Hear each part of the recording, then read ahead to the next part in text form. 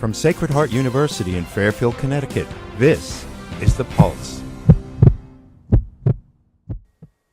Hello, my name is Gina Tomasetti. And I am Julia Capolo. Thank you for joining us. In November of 2015, WSHU Public Radio broke ground on their brand new state-of-the-art facility. Now, they're looking forward to moving into their new building this spring. Natalie Chiafari, broadcast journalism graduate student and reporter for WSHU, got an inside look on what will be WSHU's new home.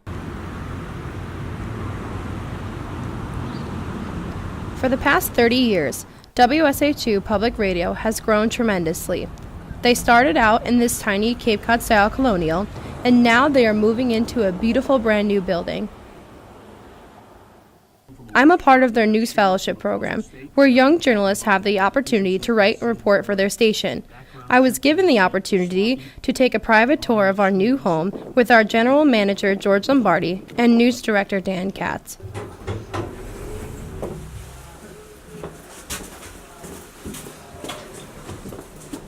So this is the main entrance.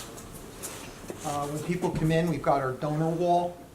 We have a reception desk here, and just a place to sit. While the building is not totally finished yet, in anticipation of the move, there is excitement and pride at WSHU. Every single journalist we have in our department really reports their heart out, and I'm very proud of them, and I'm lucky to be able to work with them, and I'm really looking forward to working with them in this new space where we can cultivate more ideas and provide an even better public service. All non-programming staff will be at this level. So we've got cubicles. For the longest time, the staff worked under multiple roofs, which made communication and collaboration quite difficult. Coming into this building, we once again all come back together. We have enough space that we can have production, engineering, and development and management all occupying in the same building. We have now been about 15 years apart, and hopefully the synergy is going to increase efficiencies.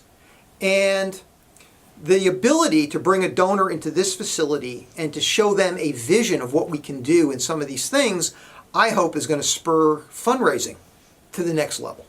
And that just means we can continue to grow and do a better service every day. So these will be the edit suites where you can go in and record voice for news tracking. The debate was whether we were going to get one more table here. The new WSHU building offers more than what the little house ever could. It has 2 full studios, 4 editing suites, on-air equipped control room studios, a large community room, multiple offices, a conference room, and a roof deck. In a sense, this building is a reward for all the hard work, fundraising, and dedication to public service here on Public Radio.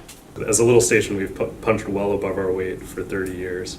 That's the reason we're in this place now and the reason we've grown so much over the years. It's been a team effort, and there's so many people that have done so much to get here, but as someone who's really dedicated I've really dedicated myself to public radio and to this community for the last 6 years. It's amazing to see this happen and to see, how we're growing right now. And they've got video as well as audio, as broadcast audio, as well as mixing audio for what comes out of the room. So if we had a folk music group Even with the new facilities they're going to have very soon, George Lombardi believes this station will expand even farther than they can imagine. It is going to grow. There's no doubt in my mind it's going to grow. The question is how fast can we grow without adding lots of staff? Because we're still, 1, constricted by space, and 2, constricted by money as to how big we can become. And with the expansion, George says it's all thanks to their listeners. Without them, WSHU would not exist without their support. It's just so good to know that we're making that kind of difference in their lives. In Fairfield, Natalie Chiafari reporting for The Pulse. It's great to see that WSHU has this whole brand new building. Yeah, it's really great to see how much they're going to grow from this. The Miss America organization is most known for its beauty pageant, but it is also an opportunity for young women to earn scholarships and enhance their skills. Kristen Moore met with Sacred Heart University student Lauren Malella about her experience in the organization and what exactly goes into a competition. And now, ladies and gentlemen, the moment you have all been waiting for. Miss New Haven County 2018 is Lauren Malella!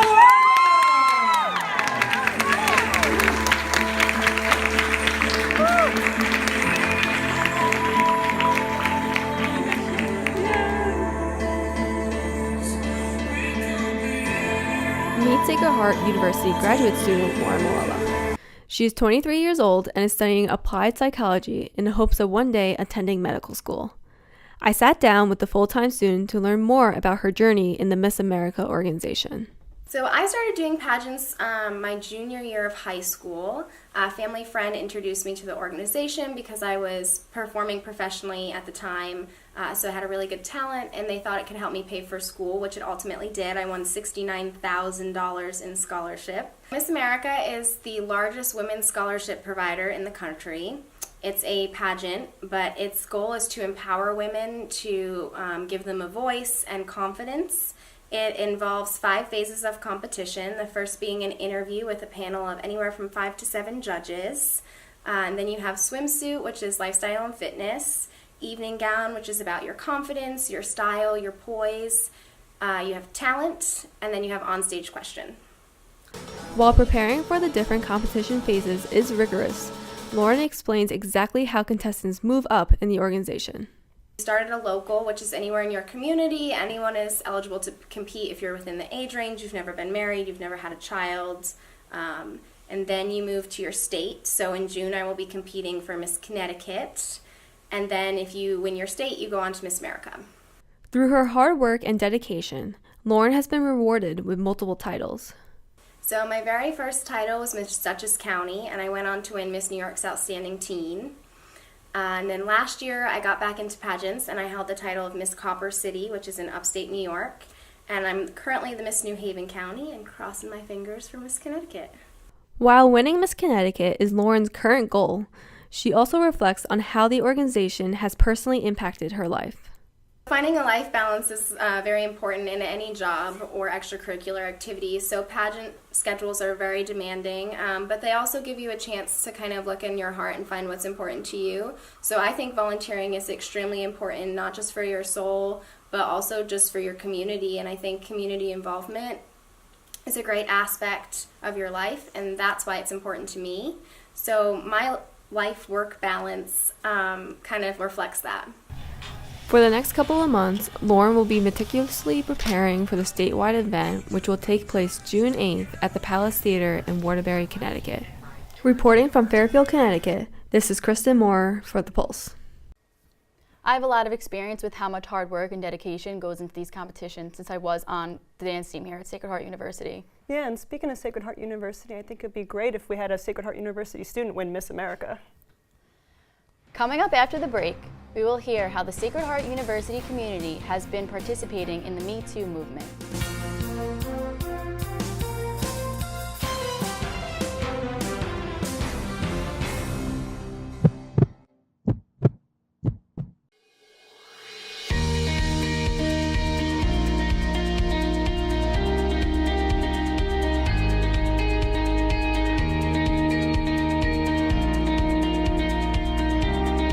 The continuing growth of Sacred Heart University has produced an immense interest from students in the world of communications. As a result, Sacred Heart established the new School of Communication and Media Arts, simply known as SCMA. The school is located in the newly built state-of-the-art Martiri Business and Communications Center. The School of Communication and Media Arts is professional, diverse, inspiring, innovative, distinctive, unique, high-tech, and a family. 5, 4. All the professors in the media department really provide students with that individual attention. The school offers degrees on both a graduate and undergraduate level. Students have an opportunity to study public relations and corporate communications, film, television and media production, journalism, media literacy, and theater arts. The faculty includes renowned media professionals with real-world experience and academic prestige in their respective fields. The professors here are amazing. They want you to succeed. They're just happy to look at your work, and they're happy to know that you love doing what they love doing. As an undergraduate here, I knew the MECOM program and the facilities were going to jumpstart my career in a way that couldn't happen anywhere else. I feel like I have experience in pretty much anything, especially in digital media production, so I feel really confident going into an interview and being like, yes, I've sat at that chair, and yes, I've done that job, and I know how to work a teleprompter. The center allows students to study in an environment equipped with advanced technology. The production facilities include 2 television studios, a motion capture lab, 2 screening rooms, 6 post-production editing labs and multimedia classrooms, a radio station, media theater, and forum for events. Classroom experience here is really hands-on. You're at the technical director's chair and getting to work with the switchboard, and you get to actually play with cameras versus just kind of study them. SCMA is located in the middle of the vibrant creative corridor, enabling students to participate in numerous internship opportunities. Partnerships have been established with over 150 different media companies throughout the region. Having done numerous internships in the field of broadcast news, I'm able to see that what I experienced there, we have right here. As we move forward, the university is partnering with outside production companies to produce national and international content. There's no difference between me and a Palestinian mother. And I don't care what people see on the television. The tears are the same color that fall on that pillow. Our students describe their experience as Distinctive, Contemporary, growing, Empowering. and extraordinary.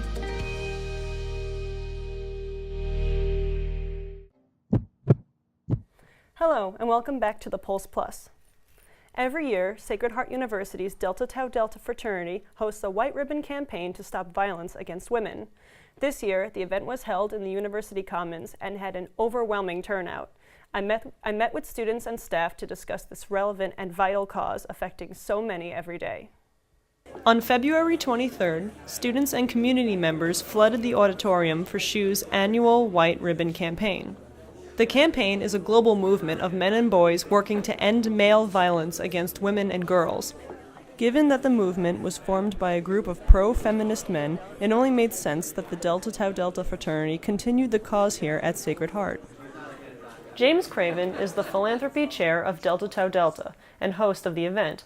He says the White Ribbon Campaign plays an important role in his own life and in the community as a whole. Personally, I know a lot of people that are survivors of sexual assault and domestic violence. This cause is very near and dear to me, and it was the main reason why I joined this fraternity was because I knew the work that they put into this. The campaign provides different ways to promote the cause. Delta Tau Delta sells merchandise to help fund the campaign, and the Center for Family Justice provides information about their services to anyone who needed them. Deborah Greenwood, a SHU alumni and executive director for the Center for Family Justice, was one of the many speakers who motivated the students to reach out and help those who have been struggling. We have moved so far since the day we graduated and turned our tassel here at Sacred Heart University. Having this commons, having an event like this, we're talking about domestic violence and sexual violence. But we can't do it without your leadership. And we can't do it without the young men and the men of all ages that are in this room. And out of our White Ribbon Campaign, the unveiling of hashtag Men Care Too. Men do care too. The men in this room and the men that couldn't be with us today are going to make that happen. And ladies, those of you too, this is how you spread the word. This is how you say hashtag Me Too as well. Inspired by the trending hashtag MeToo came a new hashtag Men Care Too. So the new hashtag of Men Care Too is going side by side with hashtag MeToo, which has gone viral across the world. And it's allowing women to have a voice, but we also now have a voice for our men. We've started this at the Center for Family Justice with our White Ribbon Campaign. Today we unveiled this incredible opportunity to say that men absolutely do care too, and today was a perfect example of that. With the way this event was organized for the participation of the room here, we had young women here, but 90% of the people attending were men. And that's exactly the way we're going to break the cycle of abuse. Toward the end of the presentation, those who attended left a handprint on a banner made by Delta Tau Delta that read, "Hands that will never harm." This was created as a way for the community to take a pledge to help stop sexual assault and domestic violence. It's important to any college student, not just Sacred Heart, I think. And the main reason why I say that is because it's a cause that affects us all, whether we know it or not. It's somebody close to us. A lot of these cases go unreported, unnoticed, and a lot of it happens on college campuses. So the more outcry, the more support, the more awareness that this campus gets, the better. So today was not only inspirational, it's growing the numbers of students that are participatory on this, because the leadership and students are the wave of the future. You're going to make this happen. It's amazing how much support the White Ribbon Campaign has gotten since its beginning in 2013. And it's good to know that when it comes to serious issues such as this, people are able to unite and work together to help find a solution. This was Julia Capolo for the Pulse Plus. That must have been a really empowering experience for you. Oh, absolutely. It was such an inspiring event. Domestic violence and sexual harassment are two topics that have consistently been reported in the media over the past several months. It's an issue that is being taken very seriously within our nation and within our campus. Natalie Chafari met with one of Sacred Heart University's counselors to see how they can help those victims and the services they provide to make sure we are safe on campus. Hello everyone, I'm Natalie Chiafari. Here with me today is Sacred Heart University counselor Austin Phelan. He's here to talk with us today about sexual harassment and domestic violence and how SHU can take steps in to help victims. So Austin, as a Sacred Heart counselor, how does the counseling center help victims or in cases of sexual harassment and domestic violence? So for students who have experienced what we call, I guess, intimate partner violence, which sort of encapsulates sexual assault, sexual violence, domestic violence, like you said. Those students are free to use our counseling center if they're looking for, individual counseling services. So if somebody has experienced that on this campus, or even if they've experienced somewhere off campus or any point in their lives, it doesn't have to be that they were, a Sacred Heart student necessarily when they experienced the violence or the assault. They can use our services, and that's free. They come and talk to a counselor to sort of try to process what happened to them and work to try to move forward and find some sort of coping skills, coping mechanisms that work best for them in dealing with what they experienced. So that's sort of, I guess, the main thing that we do, that individual counseling. But we're also able to refer to other departments or even other organizations outside of the Sacred Heart campus for students that want it. One of the main things, or one of the main departments that we would refer to in this case, especially if a student is interested in reporting the assault, if it was something that happened on campus, we refer that to the Title IX office, and our Title IX coordinator is Lenora Campbell, so she would sort of take that up and sort of help them as far as what the next steps are and sort of going through the judicial process in that sense. So it sounds like Sacred Heart definitely has a lot to offer for those who want to come forward and I guess get that help that they need. So in regards to not only Sacred Heart, but elsewhere, in light of everything that's happening right now in today's world, the Me Too campaign, you have more victims coming forward and telling their stories. Has the counseling center done anything different that they might have in the past, or maybe, gone and reached out to students to say, hey, like, it's okay to, come forward and talk to us? I'm not sure if we've done anything different in that sense, but we definitely do our best to make sure that everybody knows, as many people as possible know, that our services are available to them if they have experienced some kind of intimate partner violence. One of the things that is important when working with survivors is that you want to make sure that you empower them to come forward if they want to, So to answer your question, as far as doing anything different is concerned, I would say no, although it's definitely on our radar that this is now sort of a nationwide and really a worldwide phenomenon that's coming out right now. And that's super important. So we're definitely prepared to work with as many people as possible who want to utilize our services where they see fit. Absolutely. Now, as a campus altogether, what are some of the things that, students and like yourself can do to kind of, make us feel more safe and make us feel like, that no one's alone? I think the answer to that question there's maybe not one specific thing that people can do that we as a campus can do, especially the students. But I think one of the most important parts is to really engage in some self-reflection and sort of think about what kind of campus culture we want to foster here at Sacred Heart. And I would bet that if we were to sort of put that question out there to the students on this campus, they might think of words like, a safe culture, friendly, supportive, things like that, a very positive sort of campus culture. And it's good to say that, but, it's one of those things where that doesn't really just happen by itself. It takes a lot of work and effort to get to that place. So one of the things that we do here on this campus is what's called bystander intervention training. The suite peer educators are all trained in bystander intervention. Every freshman student gets trained in it. And in fact, this year we had the new FYE course that every freshman was required to take, and it was an 8-week course. And at one of the classes during that 8 weeks was devoted to bystander intervention training. And really what being an active bystander is all about is listening, looking, just being aware of your surroundings and being aware of what's going on around you, so that if you do see something that you perceive as wrong or unfair or even potentially dangerous, to step in either a direct or an indirect way. We would never tell any student to get involved in something if they really felt like their personal safety was at risk. So there are a bunch of different ways to sort of intervene in a situation. I said indirect and direct, right? An indirect way would be call campus safety, call your RHD, call 911 if you have to.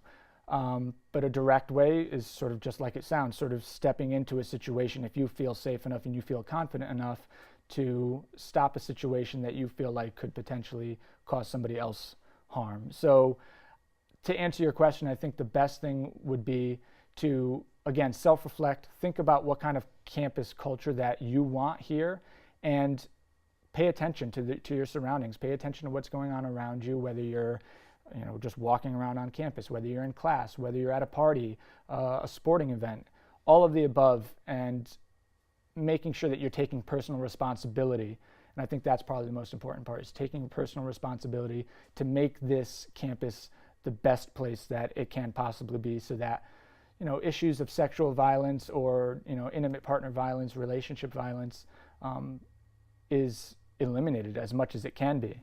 Absolutely. Well, Austin, I just want to say thank you so much for joining us and taking the time to talk about what the Sacred Heart Counseling Center can do. Again, thank you, and I hope you enjoyed your time here. Thanks for having me here. Absolutely. Back to you, Julia. After the break, we will watch Gina tour our new residence hall on campus and get an inside look at one of Fairfield's newest coffee shops.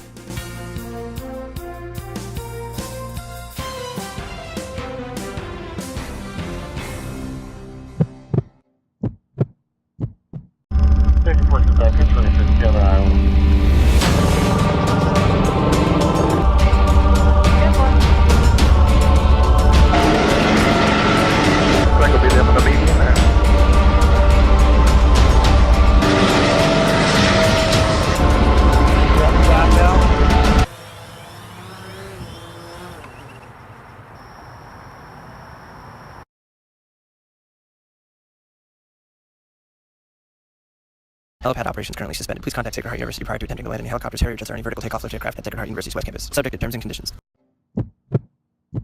Hello, and welcome back to The Pulse. 4 years ago, Sacred Heart University laid out plans to turn the Jewish Senior Service Home on main campus into a fully functional dorm. That vision became a reality when students moved into the school's latest facility, Pierre Toussaint Hall. 1 month following the grand opening, I took a closer look at what the new residents think of their new home.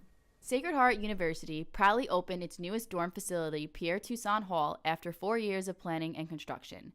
The project began in April of 2014 after Sacred Heart agreed to purchase the Jewish home on Jefferson Street for $16.5 million.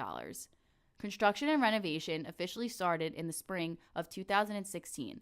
The building was named after a slave-turned-philanthropist, Pierre Toussaint, famous for his charitable work and selfless commitment to the underprivileged in the early 1800s. Students would finally get the opportunity to live in the most modern building on campus by winter of 2018. The building currently houses a mixture of under and upperclassmen as well as transfer students into mostly doubles and a few singles throughout 4 floors. On each floor, there are notable features which include spacious kitchens and laundry rooms, common rooms ideal for socializing, as well as rooms for private study. Other exciting features include a room stylized for video gamers and the main common room on the first floor, which houses a fish tank. Along with the interior features, the building's location offers students a short walk to the Pitt Center, JP's Diner, Linda's, and the main academic hall. Here's a closer look at how students feel about living in this brand new dorm. It's been incredible. The students really seem to love the space. They're always using everything. I love seeing them in the lounges by the fireplace, and I love seeing them in all of the study rooms upstairs. It's awesome. I love it. It's great. It's very beneficial for me because it's right near the Pitt Center. It's right near JP's Diner, and so it's right on campus. So I don't have to get a car to go to all my courses or anything like that. Well, the fact that it's new, first of all, and I like the setup normally than the usual rooms. I like that it's 4, especially since I'm really close with everybody that lives here, so it's nice.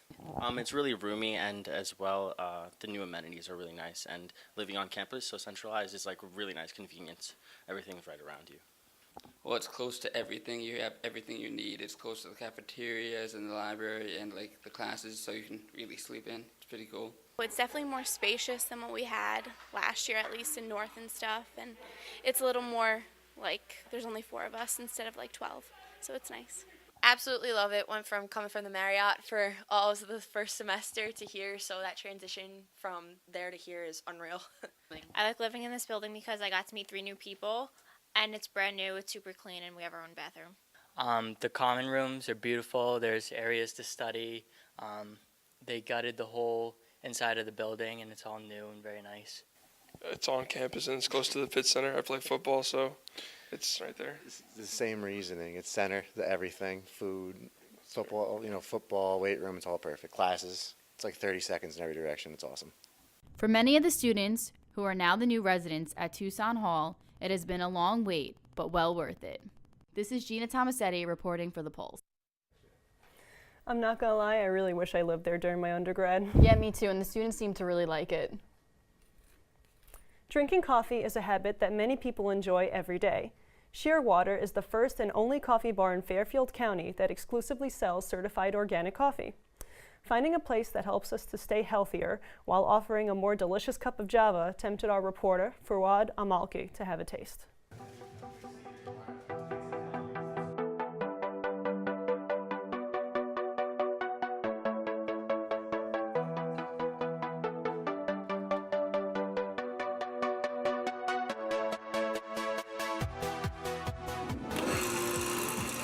I got my start as a home roaster for many decades. It was a passion, it was a hobby, and there's a big cottage industry of home roasters.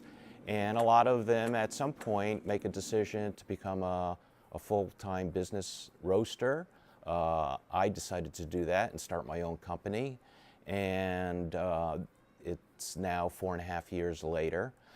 So we're excited that we made that transition from home roaster to full production roaster. Have you ever seen more than 20 kinds of organic coffee in one place? Shearwater Coffee claims to be the first and only coffee bar in Fairfield County that can offer all of them. Now that we have total control over the total process from sourcing from the farm, roasting, and then brewing at our coffee bar in Fairfield, we are creating a cup of coffee or a shot of espresso, a cold brew, a nitro coffee that meets our standards. While there are many farmers who grows their coffee with chemicals, Shearwater chooses to offer coffee that grows organically. Organic growing and farming doesn't hurt the environment, doesn't hurt the birds, the fish, doesn't get in the water supply of the farmers, so it doesn't hurt their own families.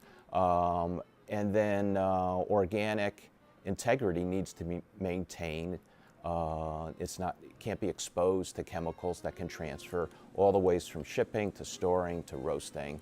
And so I'm in that chain of supplier where I take the raw, green, organically grown bean that's been processed and ready for roasting and turn it into a finished roasted product. These batches of coffee, which travel 9,000 miles and go through several different stages before arriving in your cup. These 12 small batches take about 3 hours in the machine to roast. They go through a drying phase, a Maillard browning phase, and then a development phase, and you have to adjust time, temperature, heat, airflow to arrive at that really, really good tasting coffee bean. That's kind of an art form and science coming together, and that's what we try to master. Organic coffee beans are delivered freshly every day to Shearwater Coffee Bar. Most people prefer to drink their flavorful, smooth, and delicious coffee right here. We get daily people coming in to have a cup of coffee, have an espresso, a cold brew, a nitro coffee. They buy bags of beans, take it home to brew. So from the standpoint of exposing more people to our quality as a brand, for whether they want to enjoy it by buying a cup or buying a bag of beans, I think it's been remarkable how well it's been accepted in the marketplace and so quickly. Shearwater isn't only perfect for coffee lover, but also can be a great environment for students. We have a very nice environment that's very conducive to studying, not overly loud, private tables, or sit at the coffee bar, the pour-over bar, and they'll see other students there. We're very conveniently located to Fairfield University and Sacred Heart. There's shuttles that take the students downtown if they don't have cars. We're even close enough to University of Bridgeport. Yeah, we offer an alternative to studying at a Starbucks. So at the same time you're studying in our environment, you're drinking coffee that's healthier and more delicious. As a local business, Shearwater is helping Fairfield County's economy and also protecting our health and environment by providing an organic alternative to coffee beans grown with chemicals. This is Fuad Al-Malki reporting for The Pulse from Fairfield, Connecticut. I don't know about you, but I'm definitely in the mood for a cup of joe now. Yeah, we should really check that place out sometime. Well, thanks for joining us. I'm Julie Capolo. And I'm Gina Tomasetti. We will see you next time on The Pulse Plus.